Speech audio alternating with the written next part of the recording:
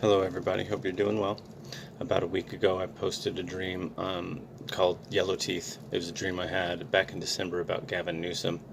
You can go back on my channel and watch that video if you want to, but basically the key word of that dream was about how nervous he was.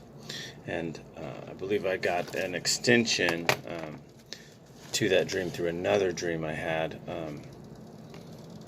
in on July 29th, so basically about a month ago. And it's a separate dream entirely, and I believe it has its own message, but I also believe it's tied to the Yellow Teeth Gavin Newsom dream slightly, and I got some revelation on that. So just for context, I will go into partially my dream I had on July 29th that I titled Beating Heart of Bangor. And I titled it that because in the dream I was led by some small bouncy green pumpkins, like they just weren't quite ripe yet, they're kind of early in the pumpkin season maybe, and some black cats were definitely in the dream throughout, but they led me to what I knew was Stephen King's house, and it was almost like a tourist attraction. I knew it wasn't a house that he lived in the dream. But I think the pumpkins and the black cats represent the time frame of where God wanted me to be at, knowing that it's September-ish, October-ish, Halloween-y, especially Halloween-y type feel to it, fall, autumn feel. We'll go with that. And I did some research as to Stephen King's house because I didn't know much about it. So he, I guess, does have an archive and retreat for writers in one of his old houses, and it's almost like a tourist attraction. But people can go there and rent it out, I guess. And they named it the Beating Heart of Bangor. It's the name of the house there. And how this... Now let me get to how it ties to my Yellow Teeth Gavin Newsom dream the other day. Give me 1 second. Trying to be organized as possible here. These dreams are months apart. So in my notebook here I've got lots of stuff in between, but here we go. So a Breitbart article just from a couple days ago on August 29th is what caused like alarm bells to go off in my head, where they were talking about how nervous Gavin Newsom was and how desperate he was to look